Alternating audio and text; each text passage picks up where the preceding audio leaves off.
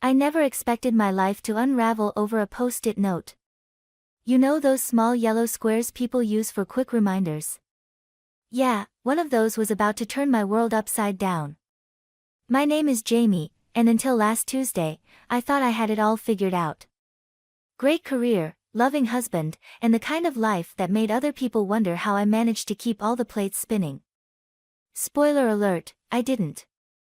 I just returned from a 3-day business trip to Chicago, dragging my wheeled suitcase through our quiet house at 11 p.m. The lights were off, except for the dim glow of the kitchen under cabinet lighting we always left on. That's when I saw it, a yellow square stuck to the refrigerator door. Need some time to think. Don't wait up. 8 words.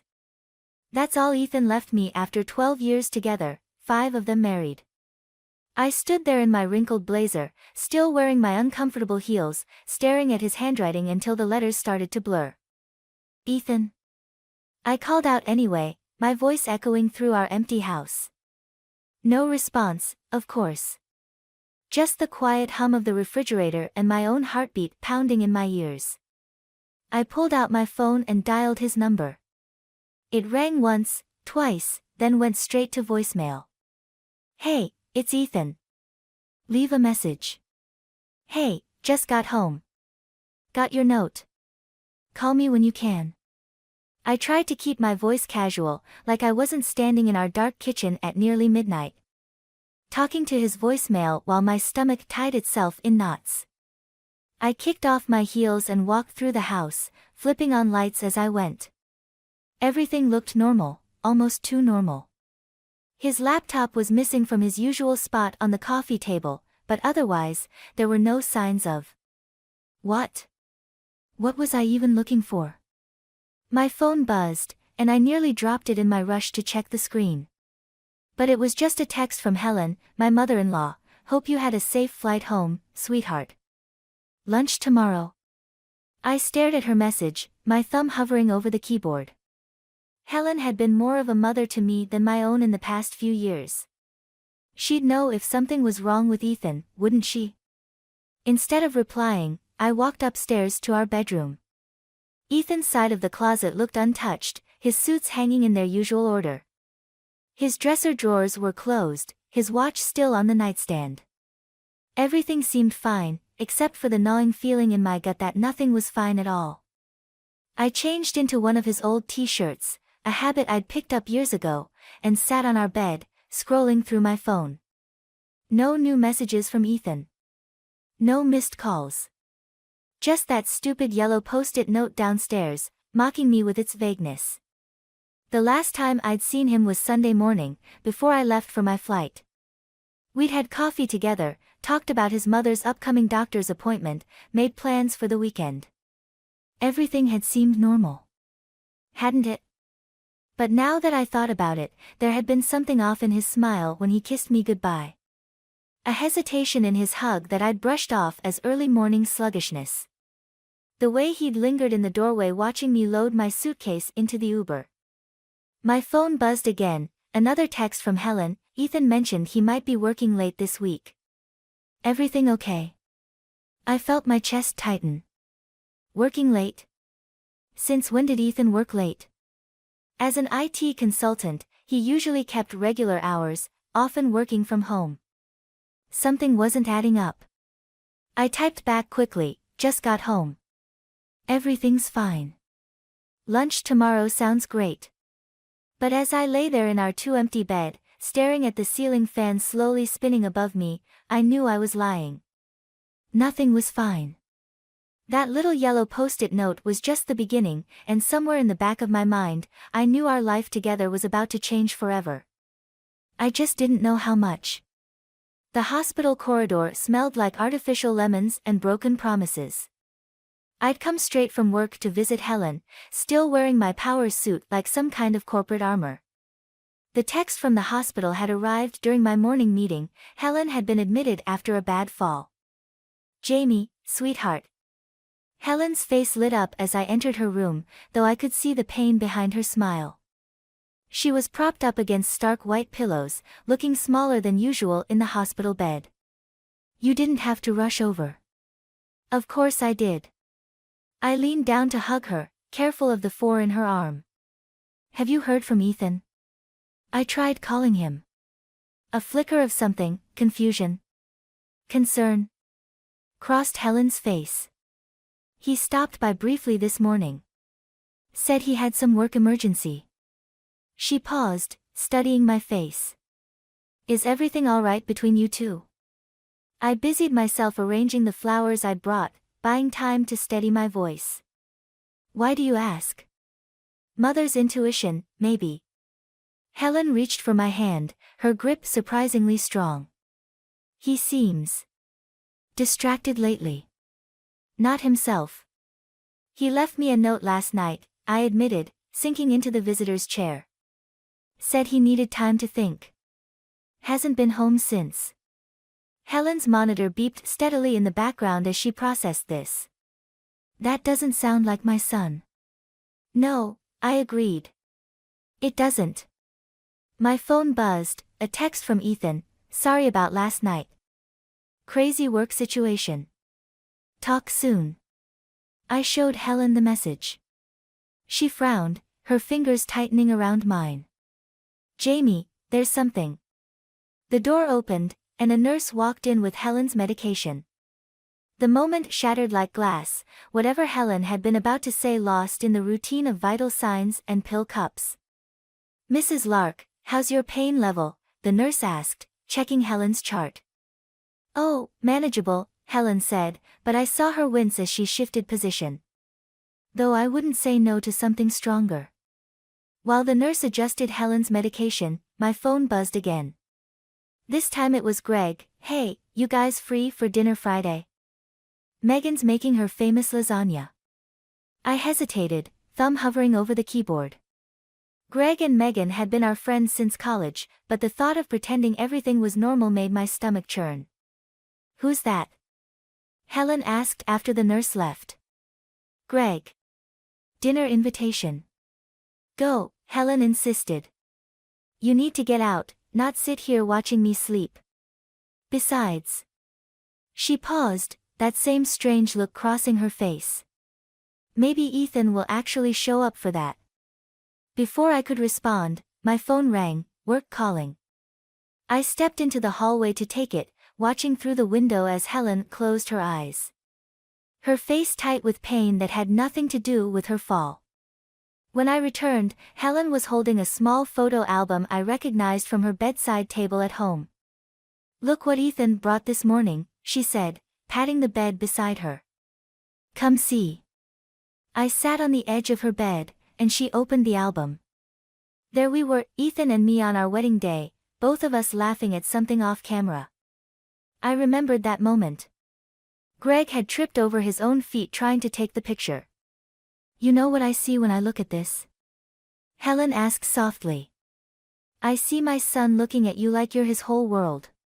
Helen. Let me finish. She turned the page.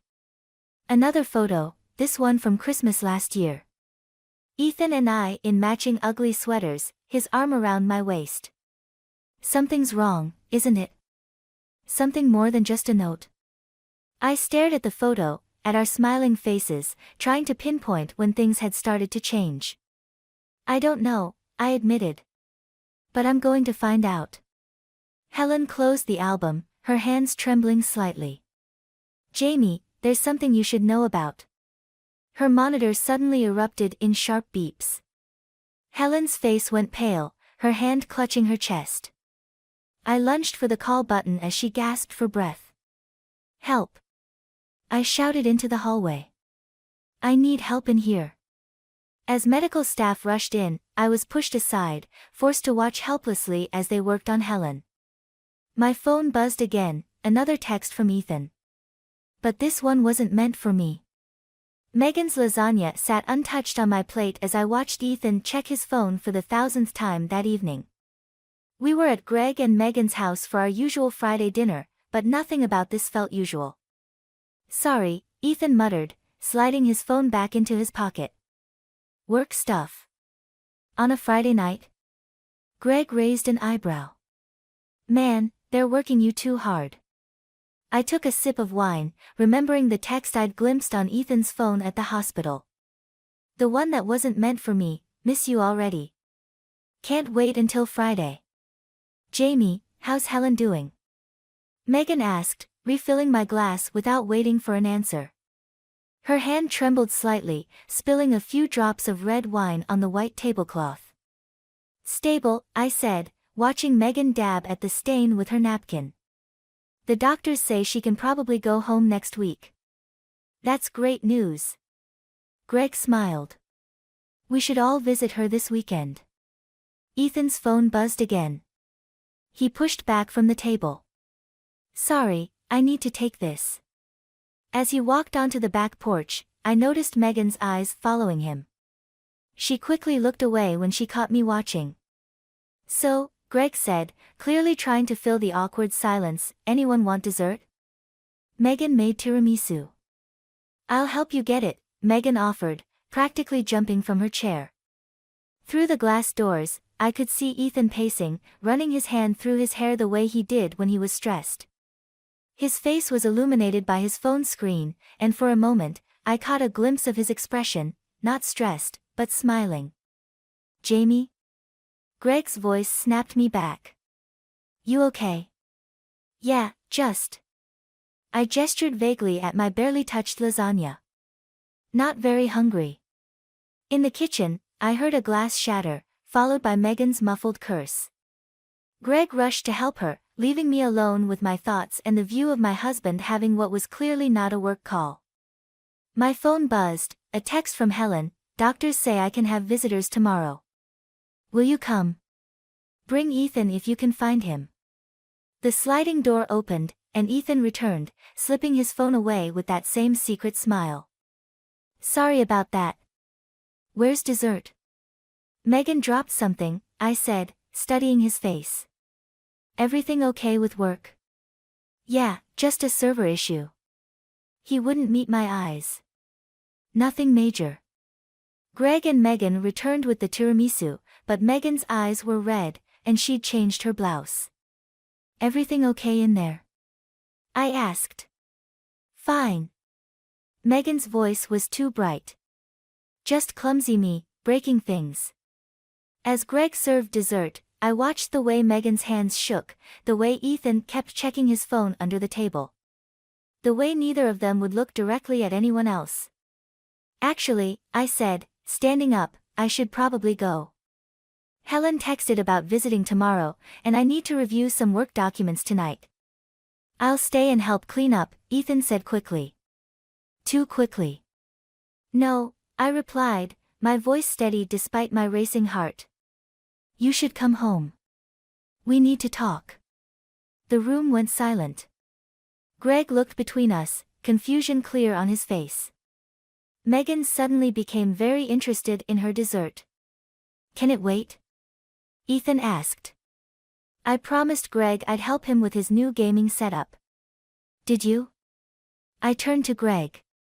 Did he promise that? Greg shifted uncomfortably. We hadn't really. Right. I grabbed my purse. Thanks for dinner, Megan. The lasagna was delicious. Jamie, wait, Ethan started. No. I cut him off. Either come home now, or don't come home at all. Your choice. I walked out before anyone could respond, but through the front window, I saw Megan grab Ethan's arm, shaking her head slightly. He pulled away, but didn't follow me. In my car, I sat gripping the steering wheel, watching the house. The text from the hospital was still open on my phone, miss you already. Can't wait until Friday. Friday. Dinner at Greg and Megan's. My hands stopped shaking as a strange calm settled over me. Now I knew. Now I could plan. Helen had tried to warn me, I realized. Before her attack, she'd been about to tell me something. Something about her son, and possibly about the woman I'd thought was my friend. Well, they wanted to play games. Fine. Game on. Ethan didn't come home that night. Or the next. Our house felt like a museum of someone else's life, photos on walls, mixed up coffee mugs in the cabinet, his shoes still by the door. I spent Saturday morning in my home office, pretending to work while actually scrolling through months of phone records. The hospital called around noon. Jamie? Helen's voice was weak. Could you bring my gray cardigan from home? The one with the pearl buttons? Of course. I was already grabbing my keys. How are you feeling? Better now that I've seen Greg. There was a pause. He stopped by this morning. Alone. My hand froze on the doorknob. Greg came to see you. He seemed worried. Asked some strange questions about you and Ethan. I found Helen's cardigan in her bedroom closet, neatly hung next to other cardigans that all looked exactly the same to me. As I reached for it, something fell from the pocket, a small, leather-bound notebook. Jamie? Helen was still on the line. Are you there? Yeah, sorry. Just found your sweater. I picked up the notebook, recognizing Helen's careful handwriting. I'll be there soon. I hung up and opened the notebook. The first page was dated 3 months ago. Ethan came by today. Something's wrong, he's not himself. Mentioned trouble at work, but I know my son. This is different. When I asked about Jamie, he changed the subject. Megan dropped by later, asking about him. Said Greg was worried too. But the way she asked. My phone buzzed, a text from Greg, can we talk? Alone? I stared at the message, then back at Helen's notebook. The next entry was from 2 weeks ago. Saw them together at Carlton's cafe. They didn't see me. Ethan was holding her hand across the table. My heart breaks for Jamie. Should I tell her? Would she believe me? Another text from Greg, please. It's important. I texted back, coffee shop on 5th. 30 minutes. Greg was already there when I arrived, fidgeting with a paper napkin. He looked like he hadn't slept. I need to tell you something, he said as I sat down. About Megan. And Ethan. I know. He blinked. You do. Not everything. I placed Helen's notebook on the table. But enough. Greg stared at the notebook, then pushed his coffee aside. Last night, after you left. Megan confessed. They've been. He couldn't finish. How long? 6 months. His voice cracked. She says it's over, but the texts are still coming, I finished. The secret meetings. The lies. He nodded, looking destroyed. I found hotel receipts. Credit card statements. They were together when Helen had her attack. My coffee turned to acid in my stomach. What are you going to do? I don't know. Greg met my eyes. What are we going to do? Before I could answer, my phone lit up with a text from an unknown number, back off. You don't want this fight. I showed it to Greg. His face hardened. That's Megan's work phone, he said. She thinks I don't know about it. Another text, some things are better left alone. For Helen's sake. My hands started shaking, not from fear, but rage. They were threatening Helen now.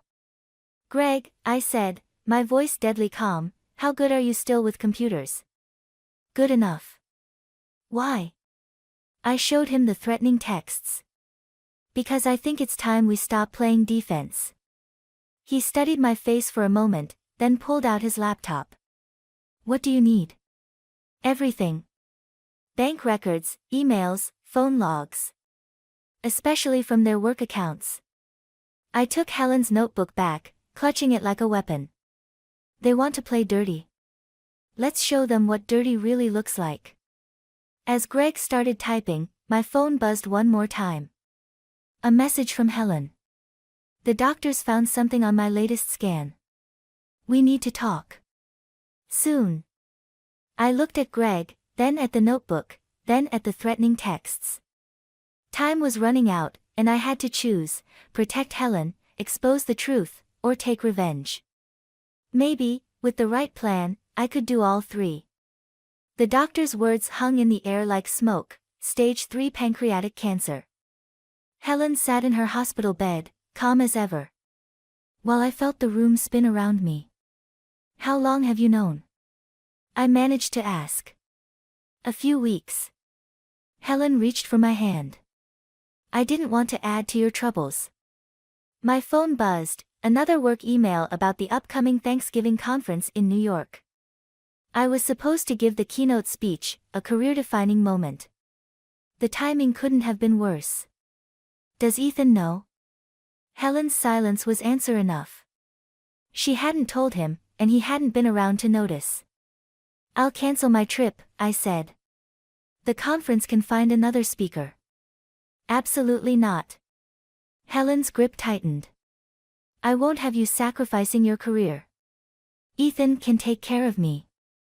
I almost laughed at that. Ethan, who hadn't been home in days. Ethan, who was too busy with Megan to visit his own mother in the hospital. My phone buzzed again. Greg this time, found something in their emails. "You need to see this." "Jamie?" Helen's voice pulled me back. "There's something else you should know." Before she could continue, Ethan walked in. He looked surprised to see me, like he'd been hoping to avoid exactly this scenario. "Mom," he said, barely glancing my way. "How are you feeling?" "Like I have cancer," Helen replied dryly. "But you'd know that if you'd been here when the doctors explained everything." Ethan flinched. "I've been busy with work." I finished for him. "Strange, since Greg mentioned your company's been on holiday schedule this week." The tension in the room could have powered a small city. Ethan's phone chimed, that familiar sound that made my stomach turn. "You should get that," I said. "Might be important." Helen watched this exchange with knowing eyes. "Ethan, why don't you get me some water?" Once he left, Helen pulled something from under her pillow, an envelope. "I wrote this weeks ago, when I first suspected everything. Don't open it yet. Wait until after Thanksgiving. Helen. Promise me." Her voice was steel.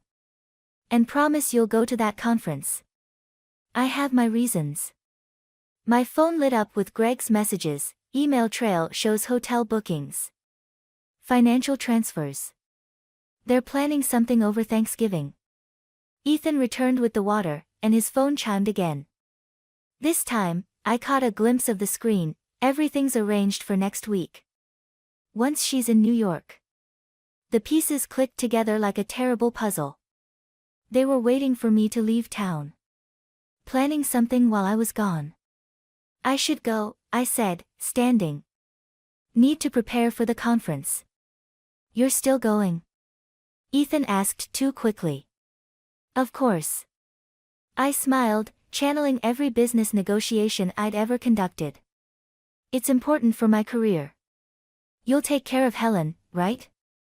He nodded, relief visible on his face. "Of course." I hugged Helen goodbye, feeling the envelope crinkle between us. "I'll see you after Thanksgiving." In the hallway, I texted Greg, "Need a favor. How good are you at accessing security cameras?" His response was immediate, "Already on it." "What's the plan?" I looked back through the hospital room window. Helen was showing Ethan her notebook, the decoy one I'd planted earlier, not the real one in my purse. Ethan was falling for it, just like he'd fall for my apparent departure for New York. "They think I'm leaving town," I wrote to Greg. "Let's give them exactly what they want." Another text from Megan's burner phone arrived, "Smart choice about the conference. Some distances are better kept." I clutched Helen's envelope, my decision crystallizing. They thought they were setting a trap, but they just walked into mine. "One more thing," I texted Greg. "Book me a hotel room in New York. Make sure everyone knows about it. Let them think they had me figured out. Let them think I was running away." Thanksgiving was going to be interesting this year. The security footage from our house played on Greg's laptop, showing Ethan and Megan entering at 2 a.m. I watched from my rental car parked across the street, where I'd been since supposedly leaving for New York yesterday. "They're in your bedroom," Greg's voice crackled through my earpiece. "Want me to kill the feed?" "No." My voice sounded strange, even to me. "Keep recording." My phone lit up with a text from Helen's nurse, "Mrs. Lark asking for you. Says it's urgent." I gripped the steering wheel harder, torn between two betrayals unfolding simultaneously. The one in my bedroom and the one at the hospital, where Ethan hadn't visited Helen once since I'd left. "Jamie," Greg warned, "they're accessing your home office computer." Of course they were. The fake financial documents I'd left there would keep them busy. What they didn't know was that every keystroke was being logged, every file access recorded. Another text from Helen's nurse, "Doctor says her condition is deteriorating rapidly." "Greg," I said, "send me the hospital's security feed." The split screen on my phone showed two scenes, my bedroom and Helen's hospital room. My husband and his lover rifling through my personal files while my mother-in-law lay alone, fighting for her life. Helen's envelope sat heavy in my jacket pocket, still unopened. "Wait until after Thanksgiving," she'd said. But watching her now, alone in that hospital bed, I couldn't wait any longer. My hands shook as I opened it. "My dearest Jamie. By now you know about Ethan and Megan. What you don't know is why I've been protecting them. The cancer isn't new, I've known for months. Ethan discovered something in the insurance paperwork. Something that could ruin everything. Your company's health insurance, which covers me as a dependent, has a clause about pre-existing conditions. If they discover I knew about the cancer before the policy took effect." The words blurred as tears filled my eyes. Helen had kept quiet about her diagnosis to protect my career, while Ethan and Megan had been using this information to. "Movement in your office," Greg interrupted. "They're accessing your work emails." On the hospital feed, Helen's monitors started beeping erratically. Medical staff rushed into her room. "Jamie," Greg's voice was urgent, "they're sending emails from your account. Something about insurance fraud." The pieces clicked together with sickening clarity. They weren't just having an affair, they were setting me up. Using Helen's condition to manufacture a fraud case against me. Once I was discredited and fired, Helen would lose her insurance coverage. My phone rang, the hospital's number. "Mrs. Lark is asking for you," the nurse said. "She's very agitated. The doctor says." In my bedroom, Ethan and Megan were celebrating, champagne in hand. My champagne. My bed. My life. "The doctor says she may not make it through the night." I started the car, then stopped. If I went to the hospital, I'd lose the evidence I needed to stop them. If I stayed, I might lose Helen. "Greg," I said, "send everything to my lawyer." "Everything. Already done." "But Jamie, there's something else." Something in their emails about Helen's original diagnosis. The hospital feed showed Helen reaching for her phone, her hands shaking. My phone buzzed with her message. "I'm sorry, sweetheart. I should have told you sooner. The insurance. It wasn't just about me. Check the dates on Ethan's first email to Megan. The day I got my diagnosis. The day your company announced your promotion. The day everything started falling apart." In my bedroom, Ethan raised his glass in a mock toast, unaware he was being recorded. Unaware that his mother was dying. Unaware that his carefully constructed plan was about to backfire. But as I sat there, watching both screens, I realized I couldn't win this one. Not completely. Whatever I chose, justice or mercy, revenge or protection, I would lose something precious. Helen's monitor flatlined. And I made my choice. I walked into my house exactly 36 minutes after Helen's heart stopped. The champagne bottle still sat empty on my bedroom floor, but Ethan and Megan had moved to the kitchen. I could hear their laughter floating up the stairs as I silently made my way to my office. My laptop was still open, emails drafted and ready to send that would destroy my career. Evidence of insurance fraud carefully constructed to look like I'd known about Helen's condition all along. Their perfect plan. I pressed send on my own email, the one containing every recorded minute of their betrayal, copied to the board of directors, HR, and Greg's lawyer. Then I walked downstairs. "You're supposed to be in New York," Ethan said, freezing with a wine glass halfway to his lips. Megan dropped her phone, face draining of color. "Helen's dead." My voice didn't shake. "She died alone because her son was too busy trying to destroy his wife to visit his dying mother."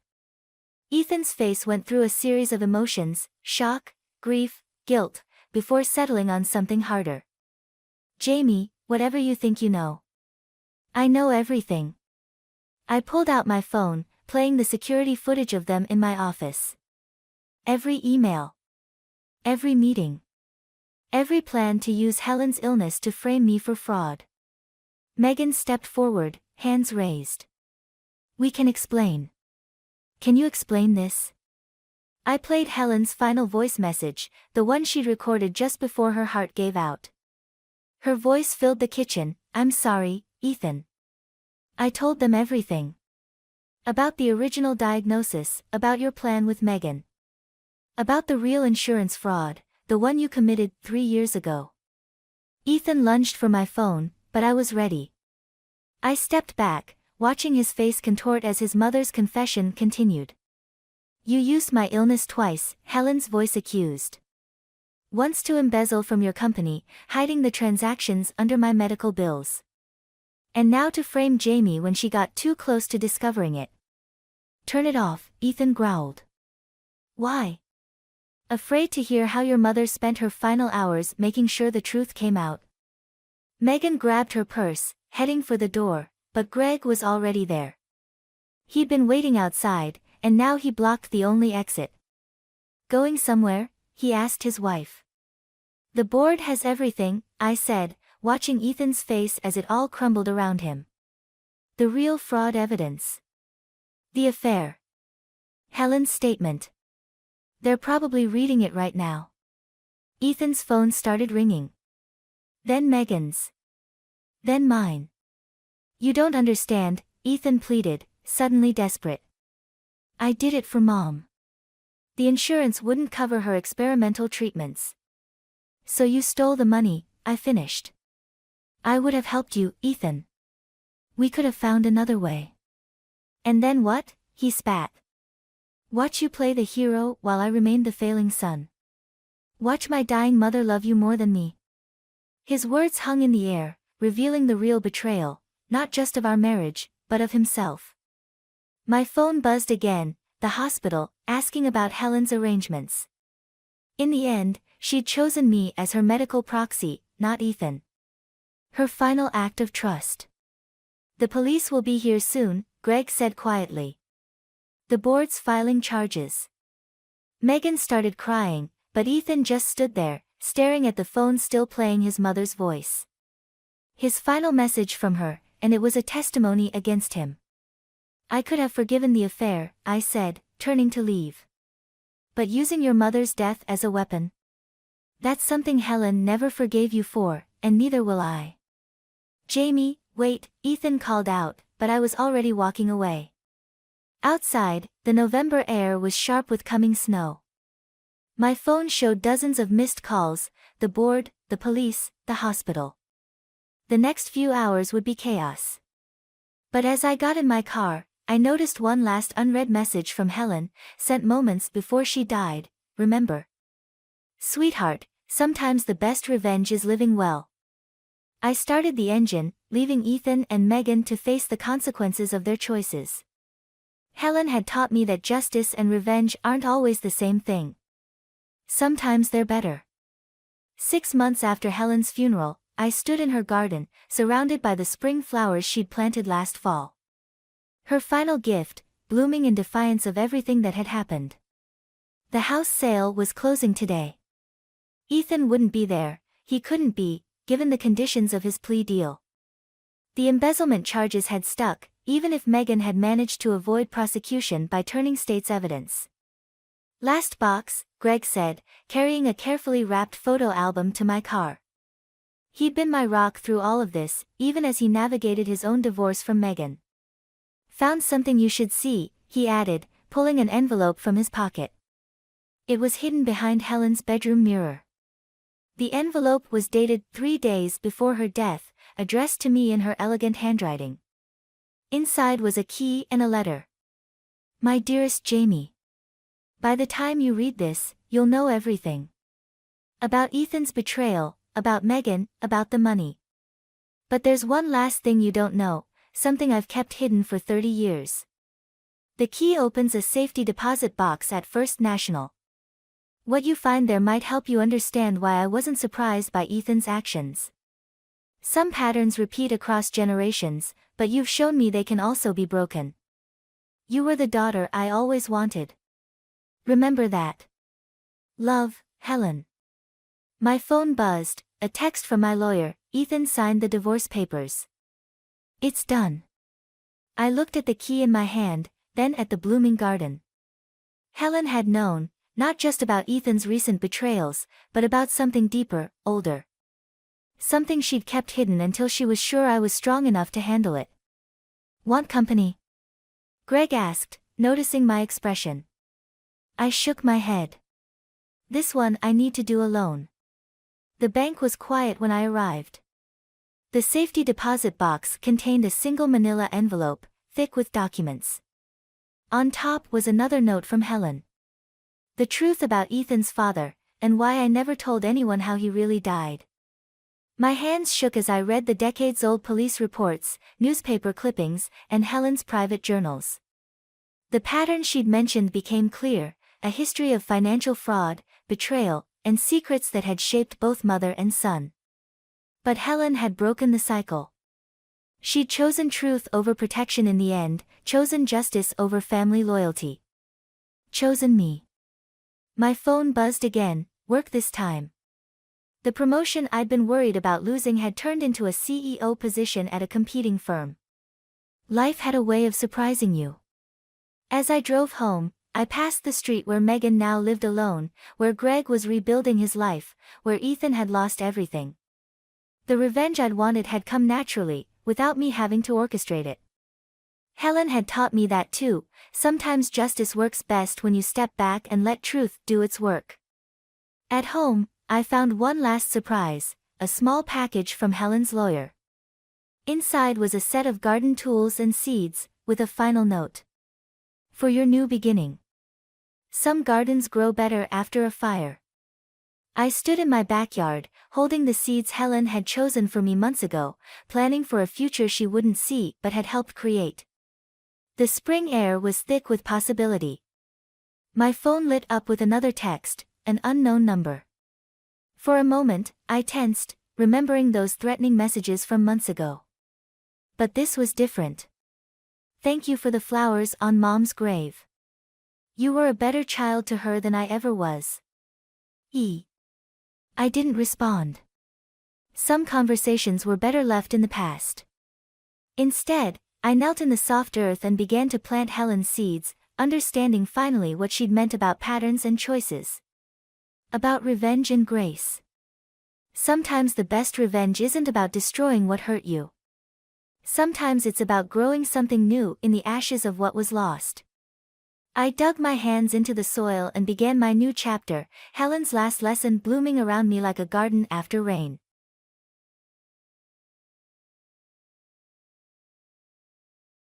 My father passed away when I was just 3 years old, leaving only a few pictures and a video of him holding me as a newborn. I never met him. This is my tale, and my name is Elizabeth. It wasn't easy growing up with my mother. She cycled through men more quickly than I could memorize their names, and she was constantly scared of being by herself. Every man came and went as fast as he arrived, creating a revolving door. My mom's mother, my grandma, was the only source of stability in my life. When things at home were too hectic, as was frequently, she was my rock and my refuge. I would be swept up and taken to Grandma's house.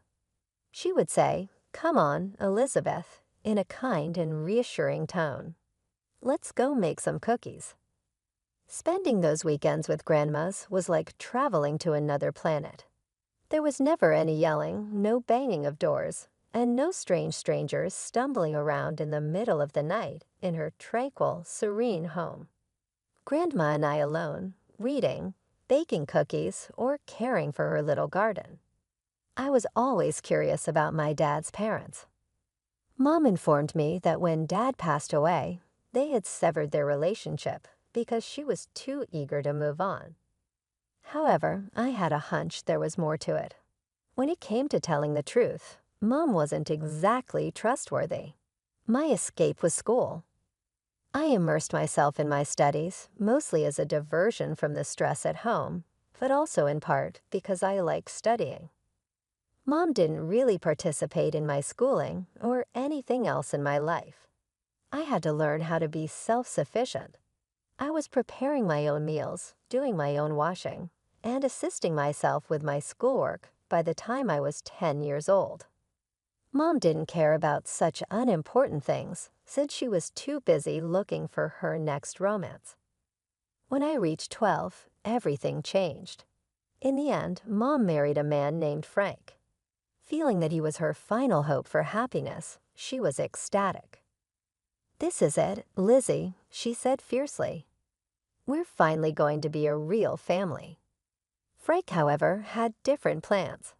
He made it apparent from away that I was a bother, a reminder of Mom's past that he preferred to ignore.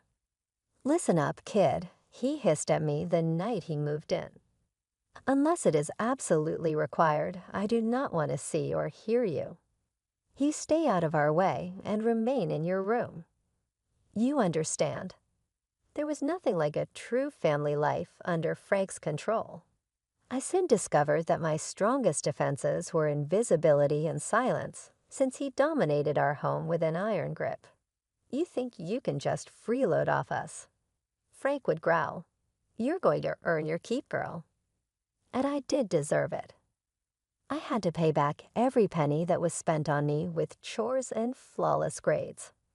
My grandma gave me an old Nokia, and I hobbled around in hand-me-downs while my classmates wore brand-new clothing and the newest phones. Why can't I have new clothes like everyone else? At one point, I dared to question Mom. Her reaction was hurried and contemptuous. "Lizzie, we can't afford it. Give thanks for what you have." However, I was aware. I had seen the high-end purses. Mom brought home and learned about Frank's plans for weekend trips. Money was there, but not for me. I stood out like a sore thumb at school. I was surprised, though, by how nice my classmates were. They never made fun of my antiquated phone or clothing. Rather, they frequently went above and above to assist. "Hey Liz, want a ride home?" One of the girls in my math class, Sarah, would frequently inquire. In sharp contrast to the unwelcoming treatment I received at home, her mother would give me a warm grin while driving. Knowing that a lengthy walk home would be the alternative, I would gladly accept. Mom and Frank had made it plain that they had no intention of picking me up from school. "You've got 2 legs, don't you?" As Frank would say, "Use them." There was no rest at home. Frank gave me a never-ending list of tasks to perform, including cooking, cleaning, and laundry. Heaven forbid I try to take a break, but the job never stopped. "What do you think you're doing?" If Frank saw me lounging around doing nothing, his voice would erupt. "There's always work to be done in this house." I had to do my homework flawlessly, and Frank would frequently review my grades. Excellent was the only acceptable quality. One day, he waved my report card in my face and yelled, a B-. "You believe that's sufficient? Forget about visiting your small pals and give up TV for a week." With a mute nod, I fought back tears. Arguments only made matters worse, even when the penalties were severe. I would then go to my room, press my face against my pillow, and silently cry. My lifeline became spending weekends at Grandma's, but even those were in jeopardy. Frank had found a new way to discipline me, preventing me from going to Grandma's place. When he said, "You failed that history test," he would smirk cruelly. "Looks like you'll be staying home this weekend to study." It broke my heart to lie to Grandma when she called, worried about my absence. "I'm sorry, Grandma," I'd say, forcing cheerfulness into my voice. "I just got so much schoolwork. I'll come next weekend, I promise." But next weekend would come, and Frank would find another reason to keep me home. It was a vicious cycle, and I felt powerless to break it. As I approached my 15th birthday, I made a decision. I needed some independence, some way to escape the suffocating control at home. So I applied for a job at the local diner. To my surprise, Frank approved. "About time you started contributing," he grunted. The diner became my sanctuary. The owner, a kind-hearted woman named Marge, took me under her wing from day one. She was everything my mother wasn't: caring, attentive, and genuinely interested in my life. She'd often let me leave early, especially on weekends. Those stolen hours with Grandma were precious. I'd arrive at her house breathless and grinning, and she'd welcome me with open arms. "Elizabeth, my dear, what a lovely surprise," she'd exclaim, pulling me into a warm hug. I never told Grandma the whole truth about life at home. I couldn't bear to see the worry in her eyes, or worse, risk her confronting Mom and potentially losing my visitation rights altogether. So I kept my struggles to myself, painting a rosier picture than reality. As my 18th birthday approached, a tiny spark of hope flickered in my chest. Maybe, just maybe, things would change. Perhaps Mom and Frank would finally see me as an adult, worthy of respect and kindness. How naive I was. The morning of my 18th birthday, I woke up with a mixture of excitement and apprehension. I got dressed carefully, putting on the nicest outfit I owned. A hand-me-down blouse from a cousin and a skirt I'd found at a thrift store. Taking a deep breath, I stepped out of my room, half expecting balloons or a happy birthday banner. Instead, I was met with Mom's cold stare. "Oh good, you're up," she said, her voice devoid of any warmth. "I have news. I'm pregnant. We'll need your room for the baby. You can go wherever you want, but you can't stay here anymore." I stood there, stunned. Of all the scenarios I'd imagined for my 18th birthday, this hadn't even been on the list. "But this is my home," I stammered, my voice barely above a whisper. Mom's eyes hardened. "This is my house, Elizabeth. You've been a burden on Frank for far too long. I need a calm environment for my pregnancy, and frankly, you stress him out." I couldn't believe what I was hearing. A burden? A source of stress? Was that all I was to them? "Where am I supposed to go?" I asked, fighting back tears. Mom shrugged, her indifference like a knife to my heart. "Go live with your grandmother. Get a job. I don't have money for college, so you're on your own there. But I expect you to come back daily to clean the house while Frank's at work. I can't do it in my condition." With that, she thrust a hastily packed bag into my hands and all but pushed me out the door. The lock clicked behind me with a chilling finality. I stood on the porch, my meager possessions at my feet, trying to process what had just happened.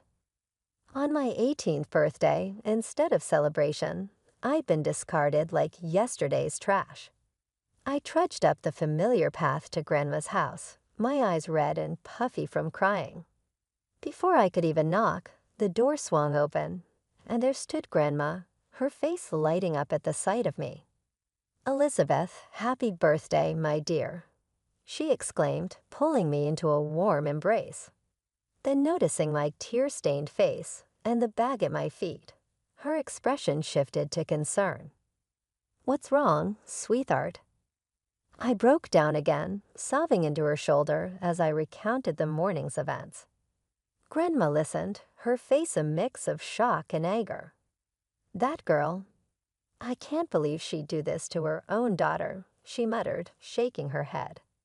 Then squeezing my shoulders gently, she said, "Well, you're always welcome here, Elizabeth. Always." She ushered me inside, where I was greeted by the mouth-watering aroma of freshly baked cookies, my favorite, chocolate chip ones. "I was hoping you'd stop by today," Grandma said with a wink. "Come on, let's get some food in you." As I sat at the kitchen table, surrounded by all my favorite treats, I felt the knot in my chest begin to loosen. Grandma bustled around, pouring me a glass of milk and piling a plate high with cookies, mini sandwiches, and fruit. "Now," she said, sitting across from me, "we're not going to let your mother's foolishness ruin your special day. Why don't you call up some of your friends? We'll have a little party right here in the backyard." Overwhelmed with gratitude, I hugged her tightly before reaching for my phone. Within an hour, several of my classmates had arrived, bearing gifts and warm wishes. The backyard was soon filled with laughter and chatter. The smell of grilling burgers and hot dogs wafted through the air as we played games, shared stories, and simply enjoyed each other's company. For the first time in years, I felt truly celebrated. As the afternoon wore on, I made frequent trips into the house to refill the pitcher of Grandma's famous homemade lemonade. During one such trip, I overheard Grandma on the phone in the living room. "Yes, that's right, it's time," she was saying, her voice low but firm. "I think you should come as soon as possible. Tomorrow morning would be perfect." I paused, curious. Who was she talking to, and what was it time for? But before I could ponder further, I heard her wrapping up the call. "All right, I'll see you then." "Thank you," she said before hanging up. When I entered the living room with the refilled pitcher, Grandma was there, smiling as if nothing had happened. "Having fun, dear?" she asked brightly.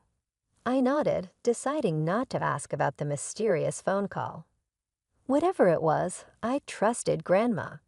After all, she was the one person who had never let me down. The morning after my birthday, I woke up in Grandma's guest room, feeling more rested than I had in years. I was helping Grandma with the dishes when there was a knock at the door. To my utter shock, it was Mom. "Elizabeth, Beth," she said, her voice uncharacteristically soft. "Can we talk?" I stood frozen, unsure how to respond. Grandma gently squeezed my shoulder and nodded, so I stepped aside to let Mom in. She looked different, smaller somehow, and definitely nervous. In her hands, she clutched a gift-wrapped package. "I'm sorry about yesterday," Mom began, her eyes darting around the room. I don't know what came over me. "Here, I got you a birthday present." I took the package mechanically, too stunned to speak. "Please, Elizabeth," Mom continued, her voice taking on a pleading tone. "Come home, we can work this out." Grandma, who had been quietly observing, spoke up.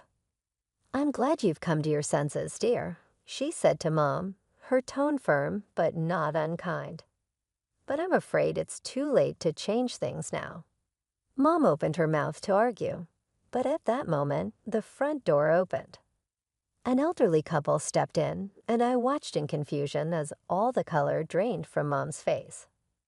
"Hello, Elizabeth," the woman said warmly, her eyes crinkling at the corners. "Happy belated birthday." The man beside her smiled and added, "We've been waiting a long time to meet you, sweetheart." Grandma stepped forward. "Elizabeth, these are your paternal grandparents. I asked them to come." My mind was reeling.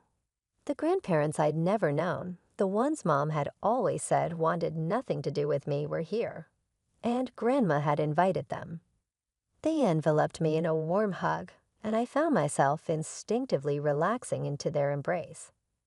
"We have a lot to tell you, Elizabeth," my grandfather said, his voice gentle but firm. starting with the truth about your home. Over the next hour, they unraveled a story that left me speechless. The house I'd grown up in, the one I'd been unceremoniously kicked out of just yesterday, actually belonged to me. It had been left to me by my father and put in my name by my paternal grandparents after his death. Your mother was allowed to live there with you, my grandmother explained, shooting a pointed look at Mom, who seemed to shrink under her gaze. But now that you're 18, it's your decision who lives there. I sat there, trying to process this bombshell.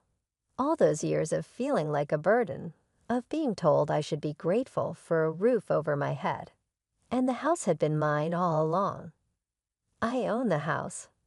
I stammered, my mind struggling to grasp this new reality.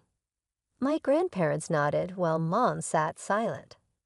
As I sat there, still reeling from the revelation about the house, my paternal grandmother gently took my hand. "There's more, Elizabeth," she said, her voice soft but firm. My grandfather nodded, his eyes filled with a mix of sadness and resolve. "We've been sending your mother a monthly allowance ever since your father passed away," he explained. "It was meant to cover your expenses, clothes, school supplies, anything you needed." I felt my jaw drop. All those years of wearing hand-me-downs, of being told we couldn't afford new clothes or school trips, had it all been a lie?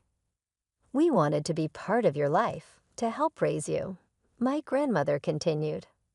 "But your mother," she paused, and I glanced at Mom, who was standing in the corner of the room, her face a mask of discomfort and shame.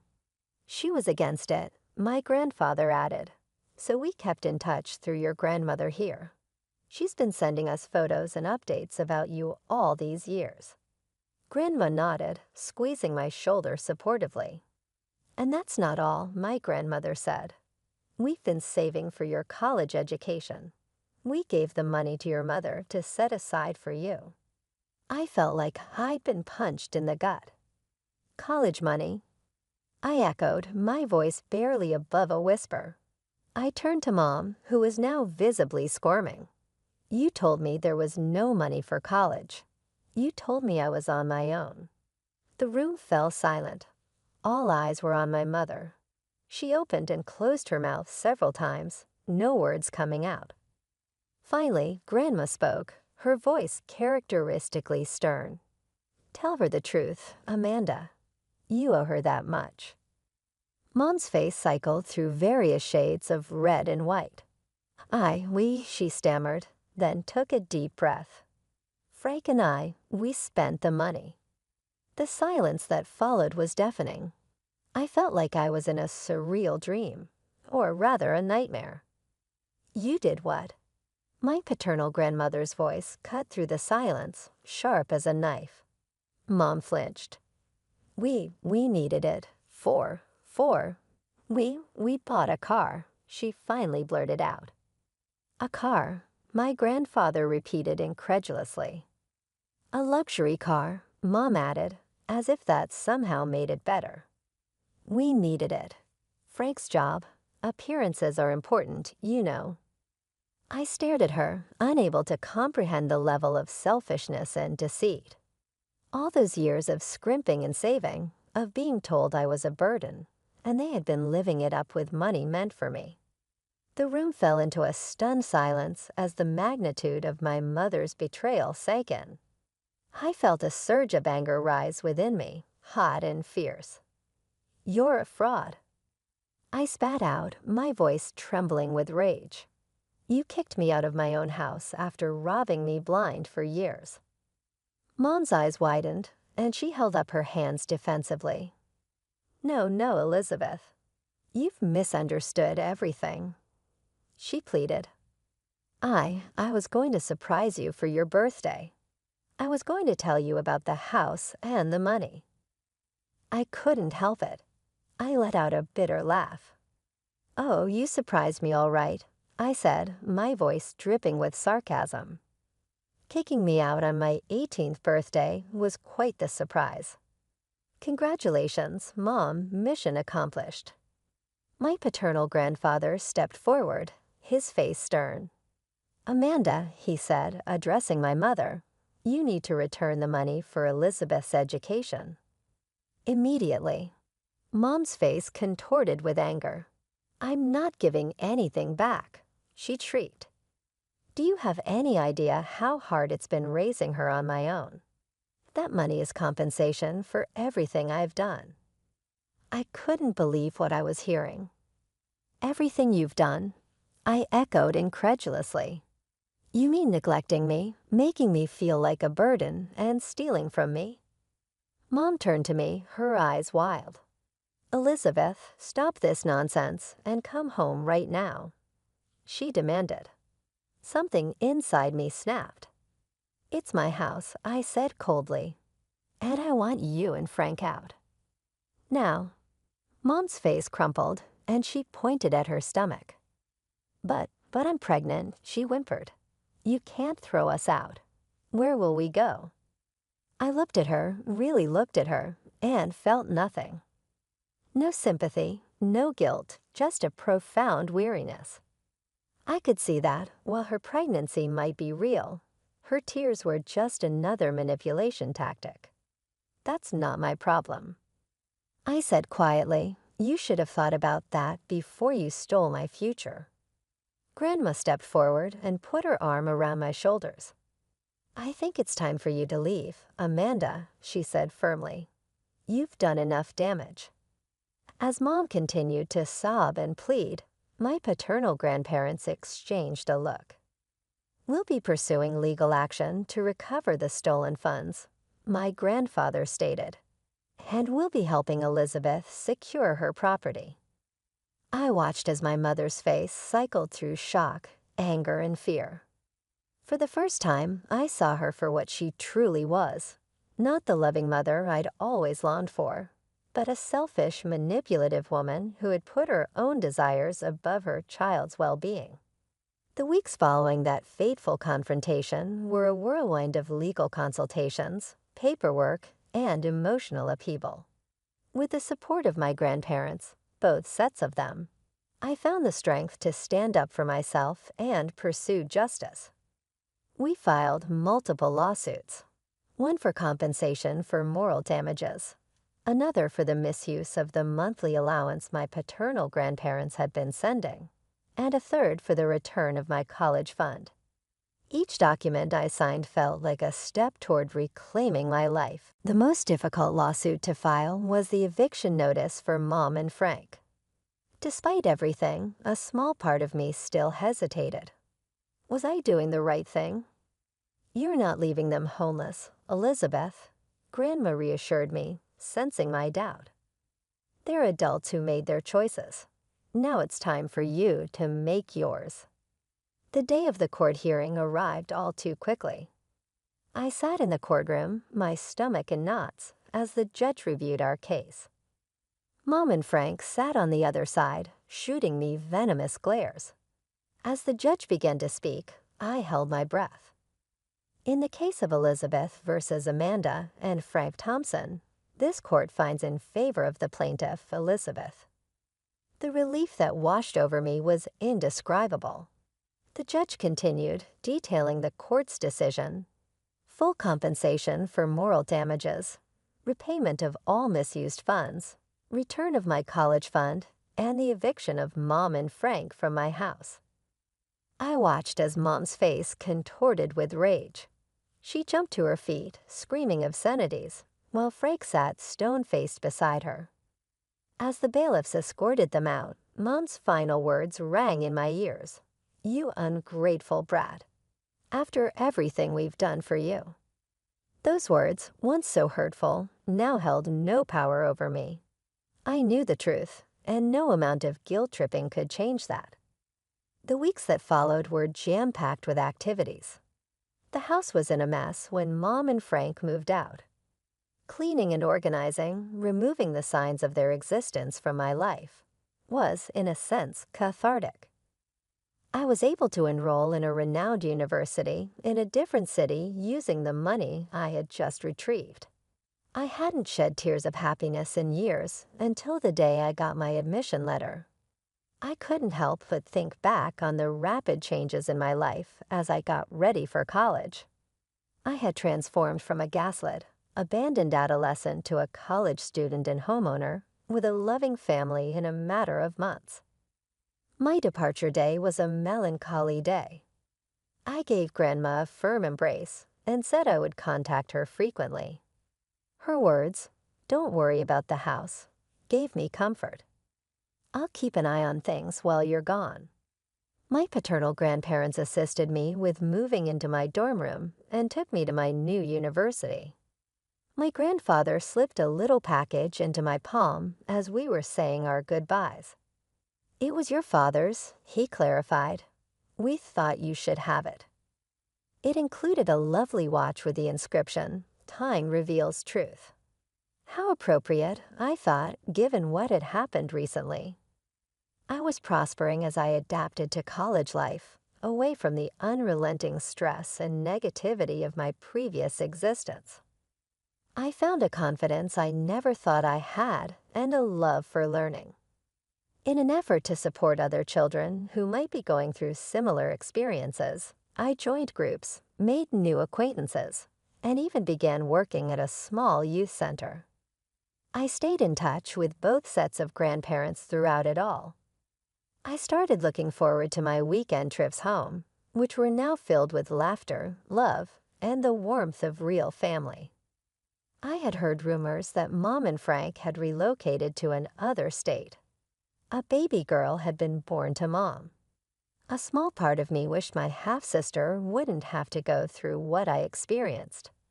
However, I was aware that it was not my duty. Now I had to live my own life.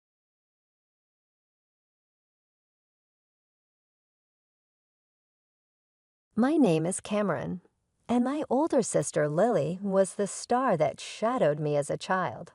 Aunts, uncles, cousins, you name it, were always in our home. Attracted by the prospect of my mom's renowned barbecue and the opportunity to witness Lily's performance, they would swarm into our backyard like ants to a picnic. With its well-kept lawn and large oak trees serving as the ideal background, our backyard resembled a theater. While Mom hurried around making sure everyone had a drink, Dad would light the grill and fill the air with the aroma of sizzling meat and charcoal. "Lily, sweetie." Aunt Marge's voice would break through the noise as she called out, "Why don't you give us a little song?" All eyes would suddenly go to my sister. With a playful gleam in her eye and her golden locks bouncing, Lily would climb onto a chair. She would make a big clearing of her throat, and then magic. She would perform her best Celine Dion imitation, while my heart will go on, reverberated around the yard. The grown-ups would erupt, yelling and clapping like they were at an actual performance. Dad would frequently wipe a tear from his eye, while Mom and Dad would grin with delight. I would be out to the side, attempting to blend in with the shrubs in the meantime. My voice sounded like a strangled cat every time I opened my lips to sing, not because I didn't want to join in. And verse? Don't think about it. I would stammer and get red-faced as the words tangled on my tongue. I would hear family members remark on how different I was from my sister. The relatives weren't the only ones. Mom and Dad made it obvious who was the family star. I was left on my own as Lily was escorted between painting workshops, singing lessons, and dancing sessions. I didn't mind too much since I took comfort in the ancient, dusty books that adorned our shelf. Great Aunt Maggie was the only one who appeared to understand me. She would discover me with my nose deep in a book, either up in the treehouse or behind the garage. As she settled down next to me, she would inquire, "What adventure are you on today, Cameron?" Thankful for the interruption, I would glance up. "Oh, just reading about ancient Egypt," I would respond, pointing to the cover of my most recent discovery alongside her. Maggie's eyes would sparkle as she nodded. "Girl, you've got everything under control. Never listen to someone who tells you otherwise." I felt like my soul was being soothed by those times spent with Maggie. She didn't expect me to be someone I wasn't or to perform. I could just be Cameron with her, the quiet, bookish girl who liked the solitude of paper and ink better than the commotion of family parties. Even while I treasured such times, they couldn't take away the hurt of being the kid who was forgotten. My parents would show Lily their appreciation and give her presents, such as new clothes or the newest technology, if she learned a new song or won an award. And me. I received hand-me-downs in frustrated sighs. My haven was school.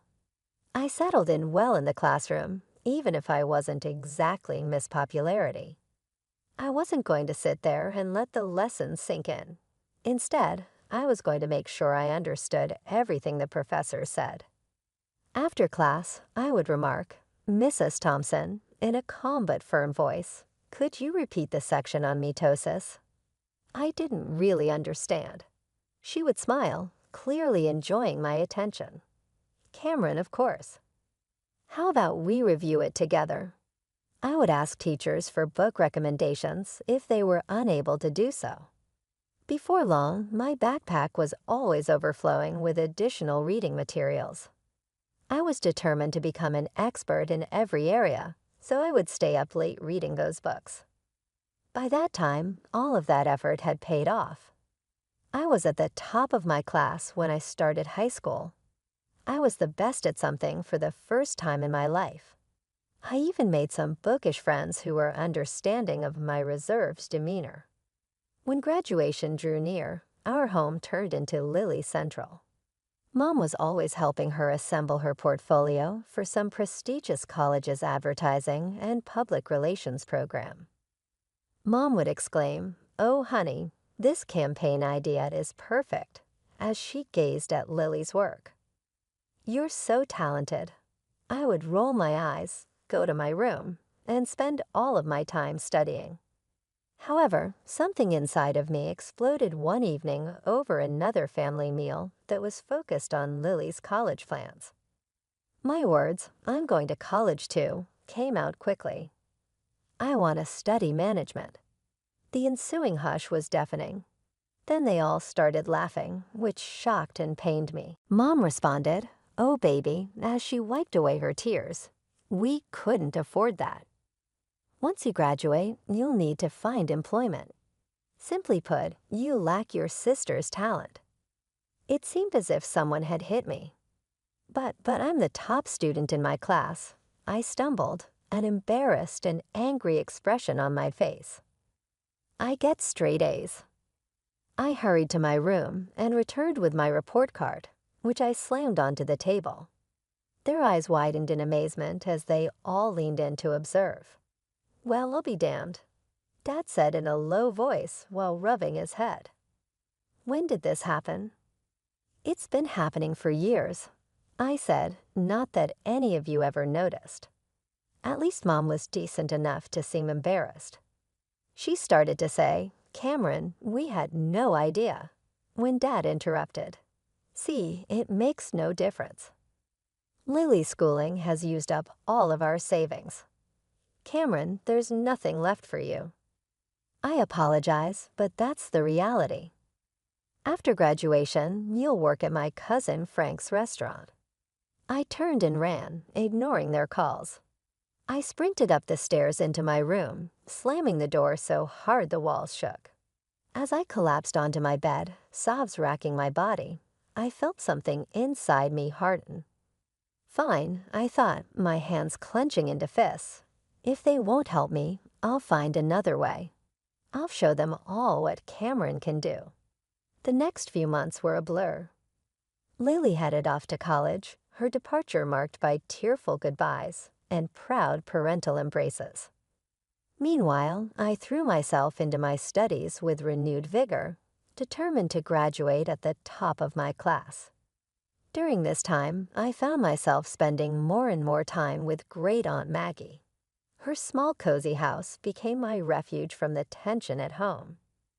One afternoon, as we sat in her sunlit kitchen sipping tea, she asked the question I'd been dreading.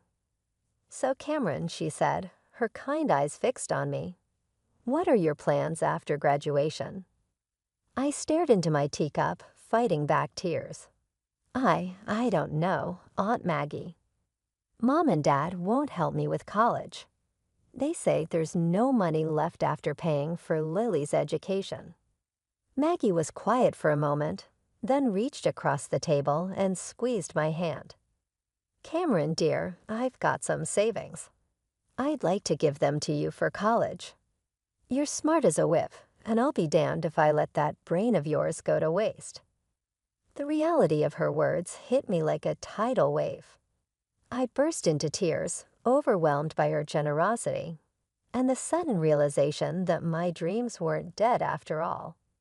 Thank you, I sobbed, throwing my arms around her. Thank you so much, Aunt Maggie. The months flew by, and before I knew it, I was walking across the stage at graduation, diploma in hand. As I scanned the crowd, I saw Aunt Maggie beaming at me. My parents were there too, looking proud but uncomfortable. That evening, as I pored over college brochures, Mom walked in. Cameron, honey, she said, her voice syrupy sweet.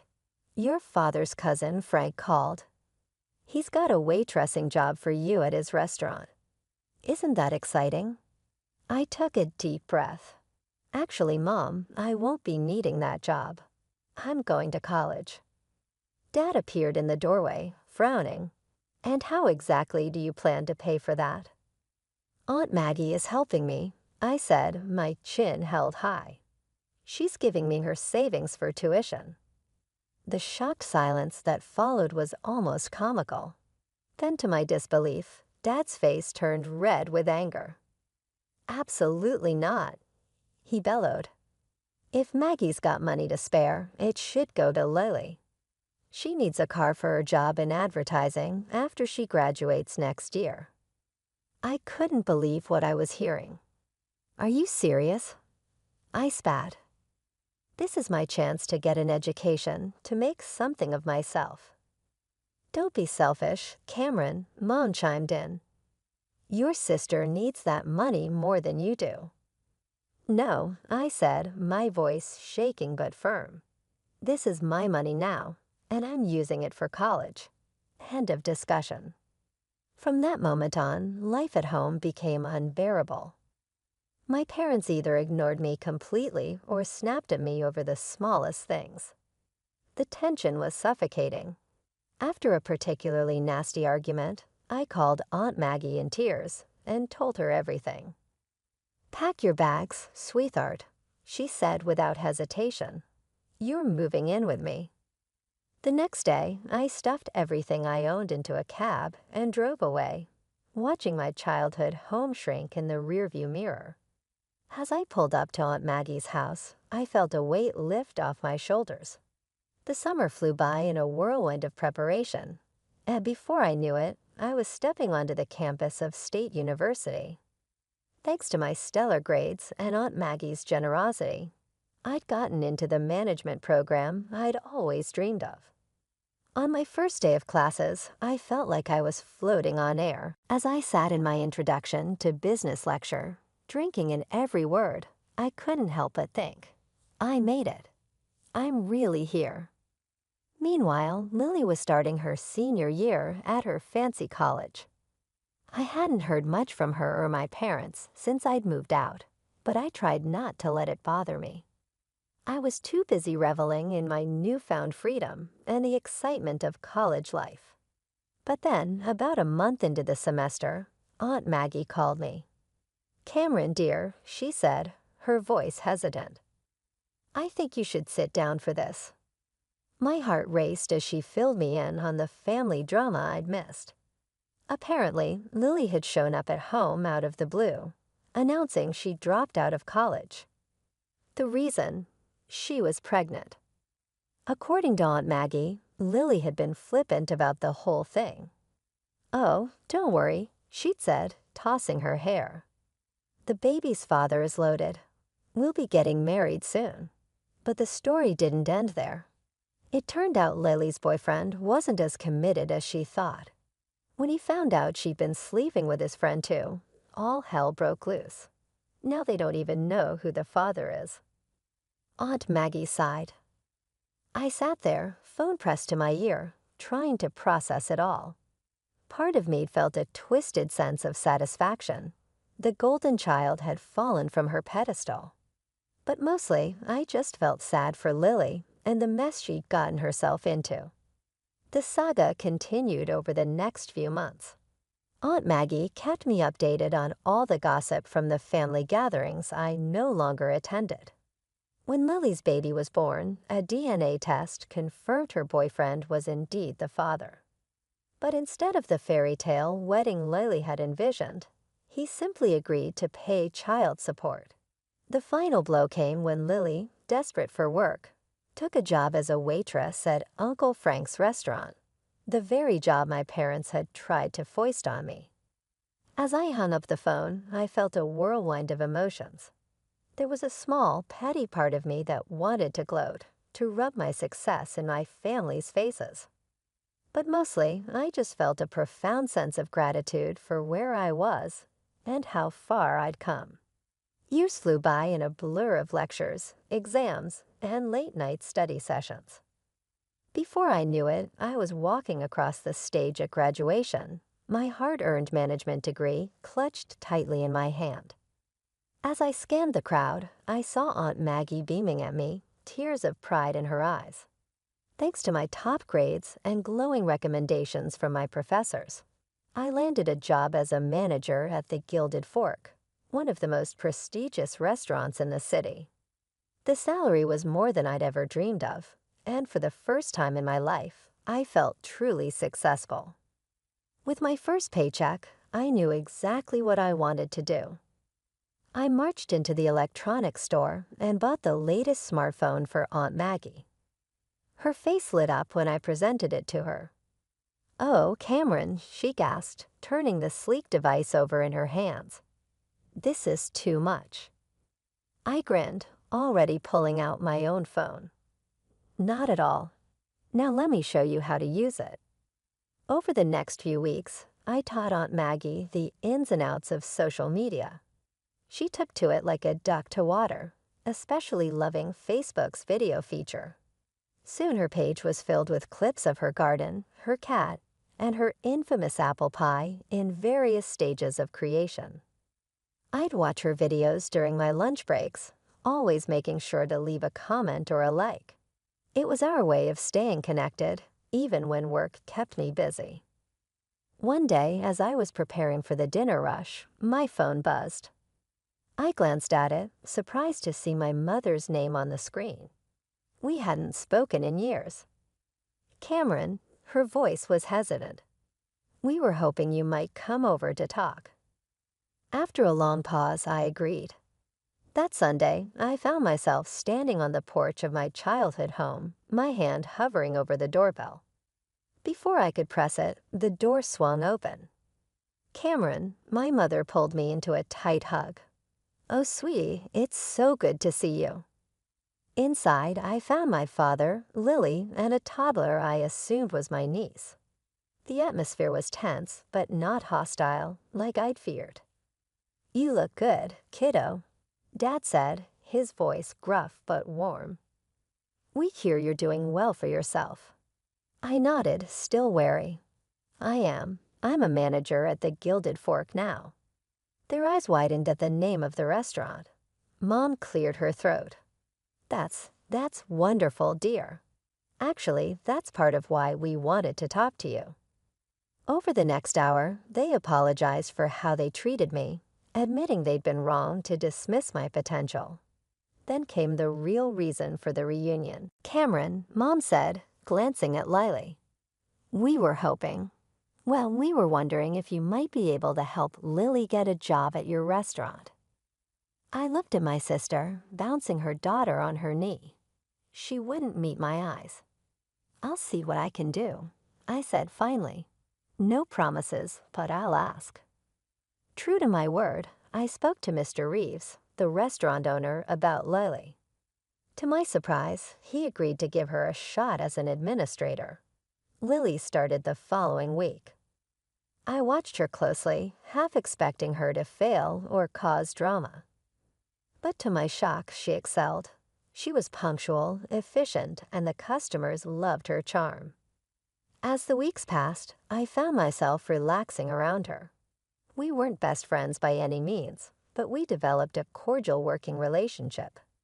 Just when I thought I had everything figured out, the universe decided to throw me another curveball, this time a positive one. Mr. Reeves called me into his office one day. My heart raced, wondering if I'd done something wrong. Instead, he grinned at me and said, "Cameron, how would you like to help me expand the business?"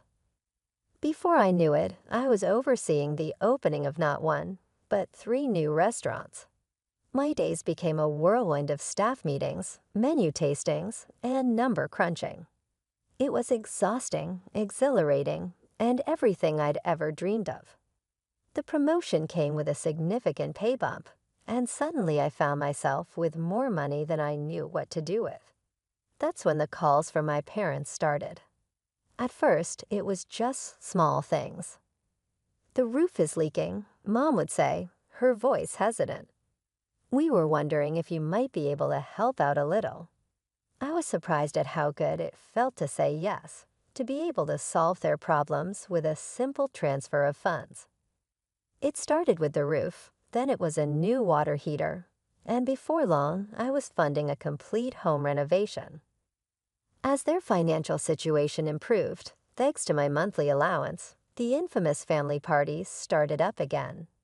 But this time, when I attended, things were different. "Have you heard about Cameron's latest project?" Mom would gush to the relatives. "She's opening a new restaurant downtown. We're so proud of her." I'd catch Lily's eye across the room, and she'd give me a small smile. She was doing well too, having been promoted to head administrator at the Gilded Fork. "My girls," Dad would say, an arm around each of us, both of them making their old man proud. Part of me wanted to be bitter, to remind them of how they treated me before. But a larger part reveled in the warmth of their approval, something I'd craved for so long. As I drove home that night, I felt a sense of contentment wash over me. Finally, after all these years, I had what I'd always wanted: success in my career and the love and appreciation of my family. I was the golden child now, but better than that, I was my own woman, standing on my own 2 feet. It was a lazy Sunday afternoon when my world came crashing down around me. I was scrolling through Facebook, sipping my coffee, when I saw that Aunt Maggie had posted a new video. It was from one of the family gatherings I'd missed due to work commitments. Smiling, I clicked play, expecting to see the usual scenes of laughter and mirth. What I saw instead made my blood run cold. There in living color were my parents, their faces flushed with alcohol and self-righteousness. Mom was gesticulating wildly, her voice slurred but unmistakable. And Cameron, that ungrateful little freeloader, she was saying, "She barely gives us anything. We're not made of money, you know." Dad chimed in, his face red. "That's right, we're doing just fine thanks to our Lily. She's the one keeping that fancy restaurant afloat. Cameron just rides on her coattails." The video continued with various relatives nodding along, some even adding their own criticisms. Lily sat in the corner, looking uncomfortable but not contradicting them. As the video ended, I sat there stunned. How could they, after everything I'd done for them, all the money I'd given them, how could they turn around and say such awful, untrue things? With shaking hands, I scrolled down to the comments. There, I saw a stream of messages from my parents. "Maggie, delete this video right now. You had no right to post this. Take it down immediately."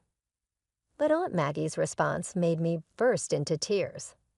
"I don't know how to delete videos, and even if I did, I wouldn't.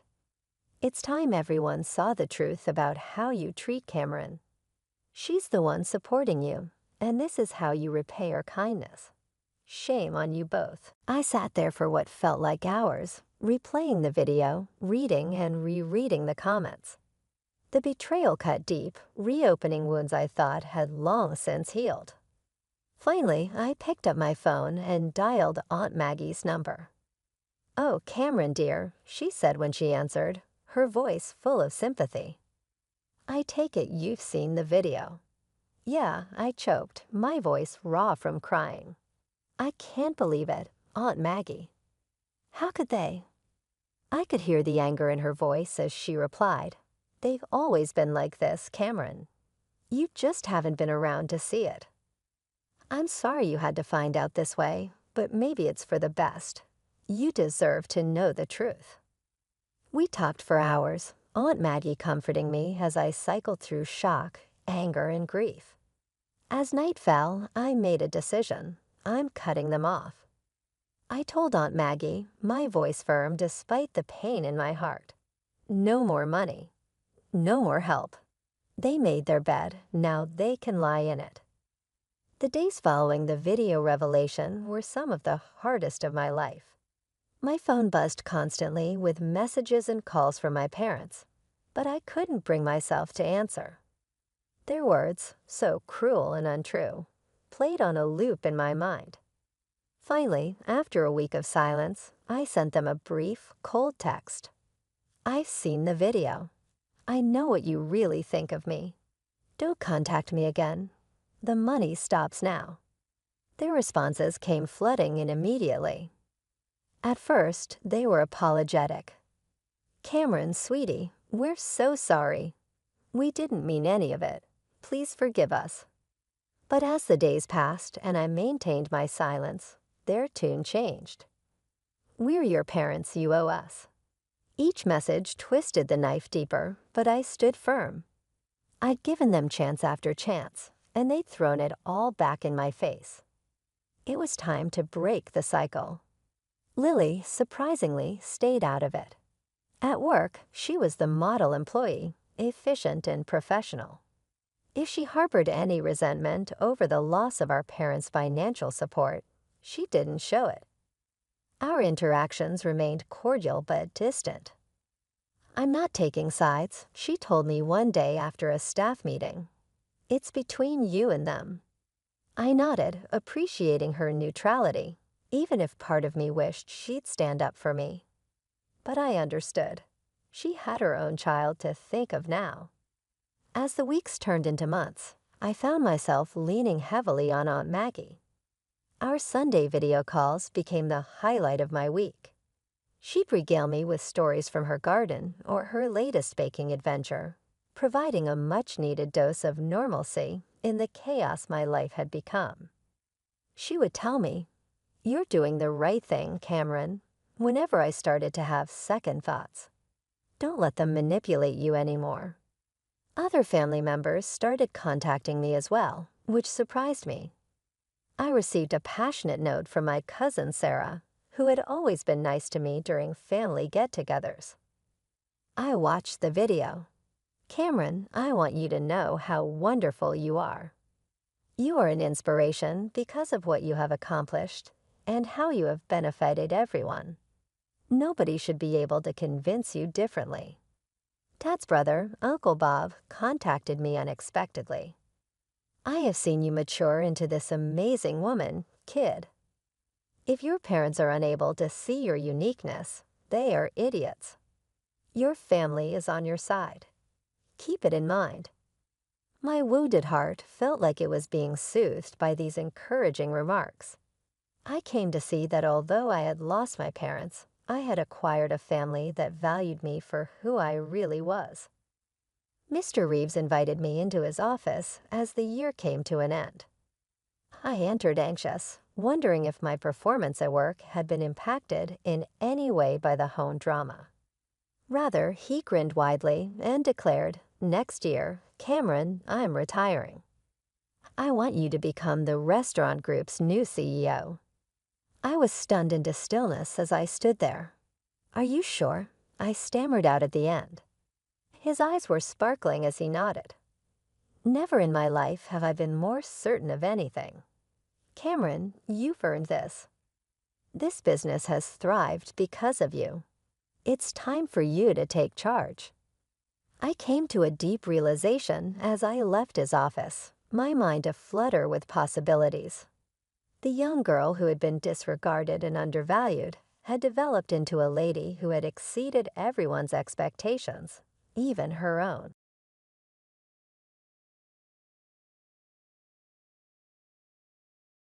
It wasn't until I was 7 years old that I realized what a true family should be like. Everyone calls me Becky, even though my name is Rebecca. I was raised believing that all families were cold, aloof, and uncaring, just like mine. I was monetarily supported by my mom, who was his nurse, and my dad, who was a successful dentist with his own practice. Hugs and kisses were alien ideas in our home as far as I can remember. I never experienced any affection from my parents, and I simply thought that was the way things were meant to be. I always had clean clothing to wear, we had a wonderful house, and there was delicious food on the table, but I couldn't identify what was lacking. I never visited the homes of other children, and our family didn't interact much with outsiders. We were alone in our own little world. In retrospect, I see how alone we were, yet it looked normal at the time. When I became acquainted with Sarah, a girl in my class, everything changed. After school one day, she asked me to her place. I recall feeling as though I had entered another universe when I first entered her house. Sarah's mother smiled warmly as she met us at the door. She responded, "Hi, sweetie," and embraced Sarah tightly. "You must be Becky, too. It's a pleasure to meet you." She put her arms around me as well before I realized what was going on. I hesitated, unsure of how to respond. It was a pleasant, reassuring hug. My eyes began to water as all these new feelings swept over me. While working on our schoolwork in Sarah's living room, I couldn't help but notice how different everything seemed. Occasionally, Sarah's mother would stop over to see if we needed anything, give Sarah a brief peck on the cheek, or ruffle her hair. Every time, I experienced chest ache. Sarah's mother volunteered to drive me home when it was time. She smiled kindly at me as we drew up to my house. "Becky, it was a pleasure to have you over. You're welcome at any moment." She then leaned over and gave me a cheek kiss, which really shocked me. "Good night, sweetie." With my head spinning, I staggered out of the car and entered my home. I noticed my parents absorbed in their own pursuits while seated in the living room. My dad was going through some files, while my mom was reading a book. "I'm home," I murmured tentatively. My mother hardly looked up. "Did you finish your homework at Sarah's?" she inquired. "Yes," I said, then plucked up the bravery. "Mom, Dad, why don't you ever kiss me goodnight?" The ensuing hush was deafening.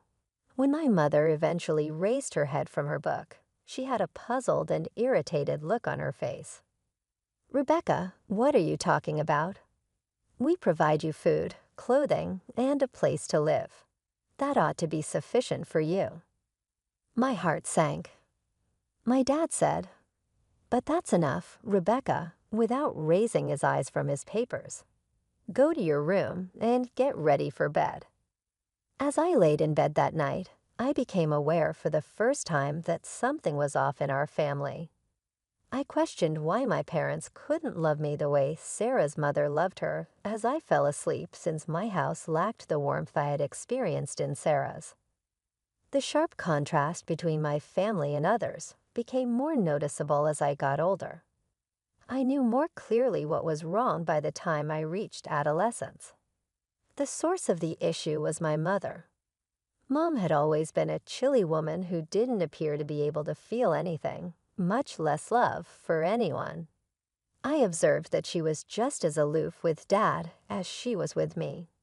She appeared impenetrable and uncompromising, like though composed of ice. I became increasingly aware of how overburdened they appeared to be by their parental responsibilities.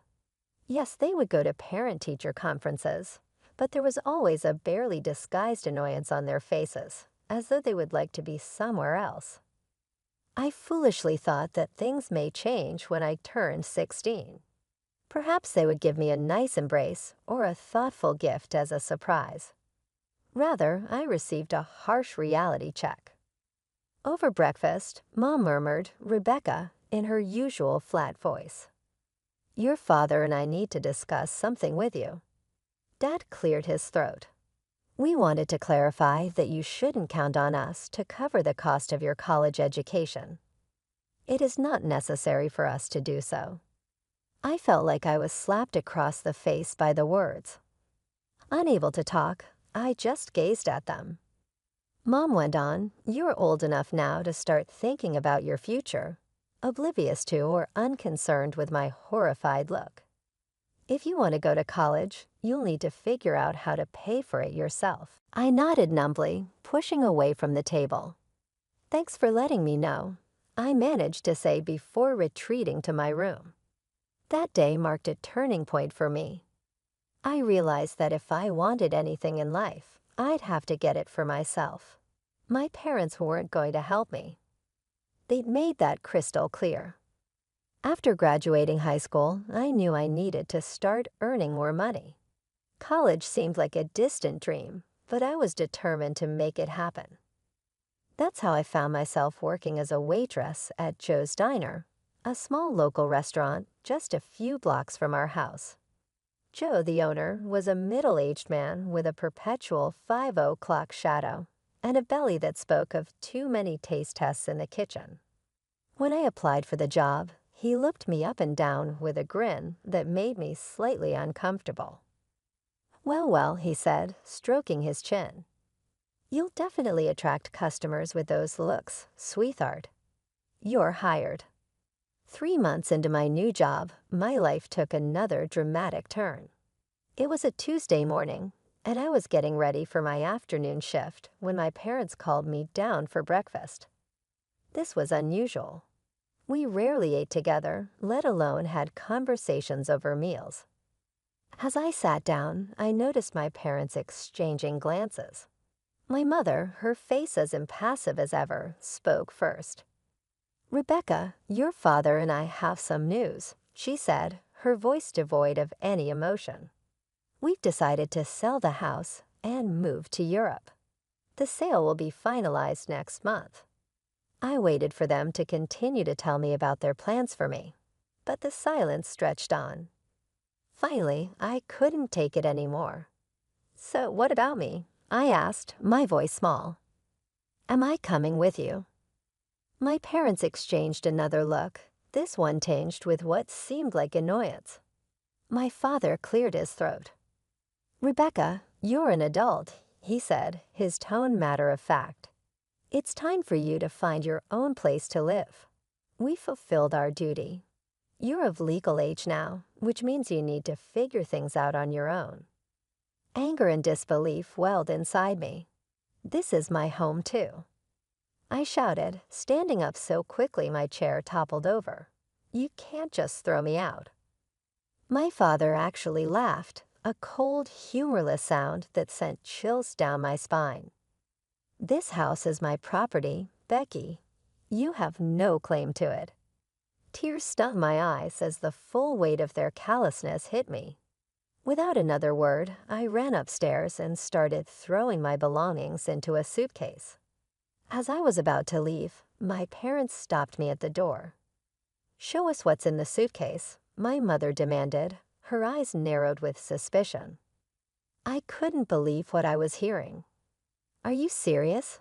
You think I'm stealing from you?" "We just want to make sure you're not taking anything valuable," my father said, as if it was the most reasonable request in the world. That was the last straw. Years of pent-up anger and hurt came pouring out of me in a torrent of curse words and accusations. I screamed at them, calling them every nasty name I could think of, telling them they were the worst parents in the world. They didn't even flinch when I ran out of steam. My mother simply opened the door and gestured for me to leave.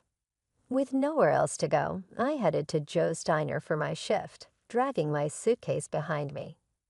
Joe looked up from behind the counter, his eyebrows shooting up when he saw my suitcase.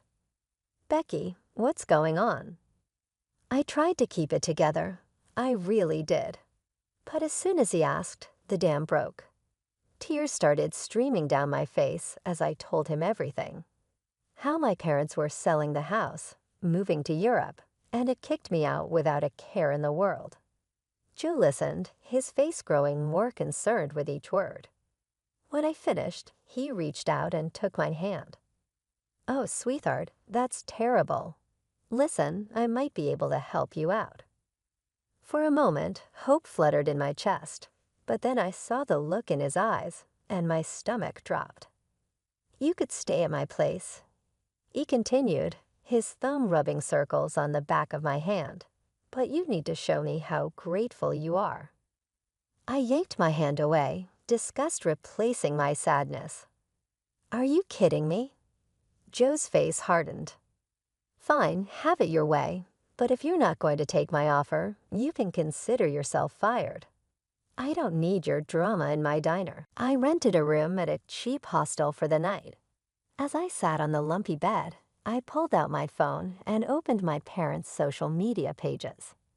I'd never paid much attention to them before, but now I scrolled through their friends lists desperately, looking for any relatives who might be willing to help me. One by one, I reached out to them, explaining my situation. And one by one, they turned me down. Some were polite about it, others less so, but the result was the same. No one wanted to take me in. Just when I was about to give up hope, I got a message from someone I'd never met. My mother's aunt, Evelyn. She lived in another state, but said she'd be willing to let me stay with her for a while. With no other options, I used the last of my money to buy a bus ticket to Aunt Evelyn's town. When I finally arrived, Aunt Evelyn was waiting for me at the bus station. She looked a lot like my mother, the same sharp features and steely eyes. "Rebecca," she said, nodding at me. "Welcome." As we drove to her house, Evelyn laid out the ground rules. "You can stay in the spare room. I expect you to keep it clean and help out around the house. And you'll need to find a job. I'm not running a charity here." The next few weeks fell into a routine. I found a job at a local cafe, worked long hours, and spent my free time cleaning Aunt Evelyn's house and cooking meals. She was always polite but distant, watching me with a weariness I couldn't understand. One evening, as I was dusting the living room, my eyes fell on a framed photograph I hadn't noticed before. It showed a young man with a bright smile, his arm around a younger version of Aunt Evelyn. "Aunt Evelyn," I called out. "Who's this in the photo?" I heard a sharp intake of breath behind me. When I turned around, I saw something I never expected, tears in Aunt Evelyn's eyes. "That's my son," she said, her voice cracking. "He died in a car accident 10 years ago." I put down the duster and did something I'd never done before. I hugged her. To my surprise, she hugged me back, her body shaking with silent sobs. When we finally pulled apart, Aunt Evelyn looked at me with wonder. "You know, I always thought you'd be just like your mother, cold and unfeeling." I shook my head, feeling my own tears welling up. "And I thought you were just like her, too." I guess we were both wrong. As the days passed, Aunt Evelyn and I grew closer. The warmth I'd always craved from my parents, I found in her. We'd spend evenings talking, sharing stories, and slowly healing the wounds of our pasts. For the first time in my life, I felt truly loved and accepted. One evening, about 2 months after I'd arrived, Aunt Evelyn sat me down with a serious look on her face. My heart skipped a beat, fearing the worst. Was she going to ask me to leave? "Rebecca," she began, her voice soft but firm. "I want to talk to you about something important. When my son died, I set aside money for his college education. It's been sitting in an account for years now, and well, I've been thinking." She reached out and took my hand, squeezing it gently. I want you to have it for your education."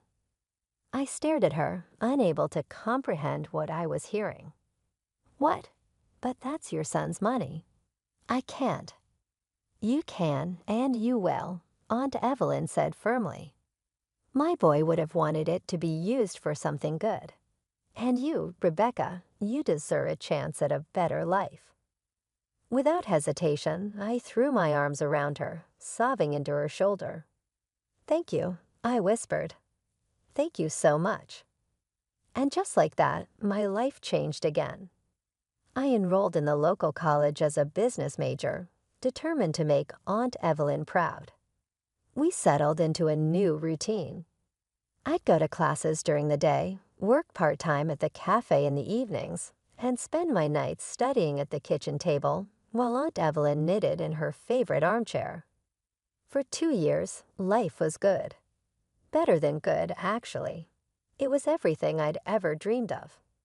I had a loving family, I was getting an education, and I felt like I was finally on the path to a bright future. But life has a way of throwing curveballs when you least expect them. It was a crisp autumn afternoon when there was a knock at the door. I was home alone, working on a paper for my marketing class. Assuming it was a package delivery, I opened the door without a second thought. The woman standing on the porch made my blood run cold. Her hair was grayer, her face more lined, but there was no mistaking those cold, hard eyes. "Hello, Rebecca," my mother said, her voice as emotionless as ever. I gripped the doorframe, my knees suddenly weak. "Mom, what are you doing here?" She looked past me into the house, her lips pursed. "I need to speak with Evelyn. Is she home?" I shook my head, still in shock. "She's out running errands. She'll be back soon." My mother nodded curtly. "I'll wait then." Before I could protest, she brushed past me into the house. I closed the door, my mind racing. What was she doing here, after 2 years of silence? Why now? As we sat in uncomfortable silence in the living room, I took a good look at my mother. She wasn't the well-put-together woman I remembered. Her clothes were wrinkled, her hair unkempt. There was a desperation in her eyes that I'd never seen before. Finally, unable to bear the tension any longer, I broke the silence. "Why are you here, Mom?" She met my gaze, and for a moment, I thought I saw a flicker of emotion, but it was gone so quickly, I might have imagined it. "I need help," she said flatly. "Your father and I are no longer together. We moved to Italy as planned. Your father, he met someone else, a younger woman. He left me for her." Before I could respond, we heard the front door open. Aunt Evelyn walked in, her arms full of grocery bags. When she saw my mother, she froze. "Helen," Aunt Evelyn said, her voice clipped. "What brings you here after all this time?" My mother straightened her posture, trying to regain some of her old authority. "Evelyn, I need your help. I've fallen on hard times." Aunt Evelyn's eyebrows shot up. "Oh, and what about your comfortable life in Italy?" "Things didn't work out as planned," my mother replied, her voice tight. "John left me for another woman. I have nowhere else to go. You're my only option." Aunt Evelyn let out a harsh laugh. "Oh, that's rich coming from you, Helen. Do you remember when I needed your help, when I lost my son and couldn't even afford a proper funeral? Where were you then?" I saw my mother flinch, but she quickly regained her composure. "That was different," she said. "Different?"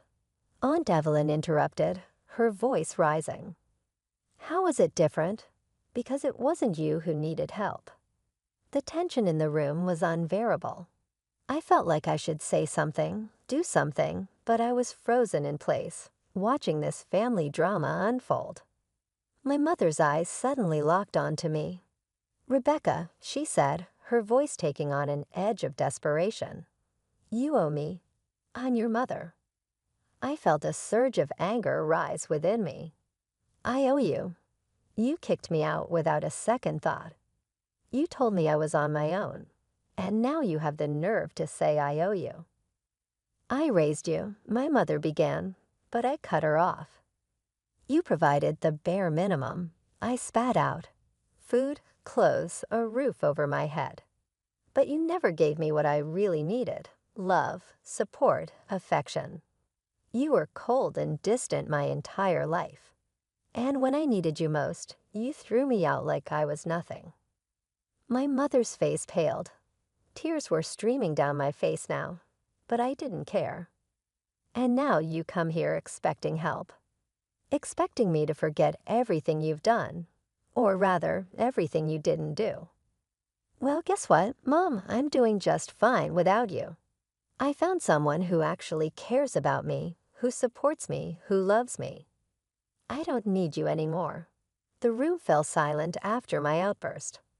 Aunt Evelyn stepped forward, placing a comforting hand on my shoulder. I think it's time for you to leave, Helen, she said firmly. My mother looked between us, realization dawning on her face. Without another word, she stood up and walked to the door. As the door closed behind her, I felt a weight lift off my shoulders. I turned to Aunt Evelyn, who pulled me into a tight hug. I'm so proud of you, sweetheart, she murmured, stroking my hair. You stood up for yourself. You're stronger than you know. As I cried into her shoulder, I felt a mix of emotions: relief, sadness, anger, and strangely, a sense of freedom. For the first time in my life, I had confronted my mother and spoken my truth. It hurt, but it also felt like the beginning of healing. About a week after the incident, I was walking across campus when I overheard a group of my classmates whispering and glancing in my direction. As I got closer, I caught snippets of their conversation. That's her, the one whose mother. Can you believe she'd abandoned her own mom? My stomach dropped. How did they know about what happened? I quickened my pace, my cheeks burning with embarrassment and anger. It didn't take long to figure out what was going on. My mother had taken up residence in a cheap motel on the outskirts of town and had started showing up at the college, telling anyone who would listen about how her ungrateful daughter had abandoned her in her time of need. For days, she sat on a bench near the main entrance, accosting students and staff alike with her tale of woe. My classmates began to whisper behind my back, some giving me looks of pity, others of judgment. I tried to ignore it, to focus on my studies, but it was hard. One afternoon, after a particularly grueling class where I could feel everyone's eyes on me, I broke down and told Aunt Evelyn everything. The next day, with Aunt Evelyn by my side for moral support, I approached a group of my classmates who were huddled near the campus coffee shop. I took a deep breath and spoke up. Hey guys, I need to talk to you about something. About my mother. They turned to look at me, their expressions a mix of curiosity and weariness. And so I began to talk. I told them everything, about my childhood in a cold, loveless home, about being kicked out the moment I turned 18, about struggling to survive on my own until Aunt Evelyn took me in. As I spoke, I saw their expressions change from skepticism to shock and finally to understanding. By the time I finished, there were tears in more than a few eyes. One of my classmates, Sarah, stepped forward and hugged me. Becky, I'm so sorry. We had no idea. Your mom, she made it sound so different. Word spread quickly after that. My classmates, now armed with the truth, became my fiercest defenders. When my mother tried to approach them with her tales of abandonment, they shut her down. The college security, alerted to the situation, began escorting her off campus whenever she showed up. A week later, I heard through the grapevine that my mother had given up and left town. She had returned to our hometown, taking a job as a nurse at the local clinic and renting a small apartment. I felt relieved and calm. Life had settled into a comfortable rhythm.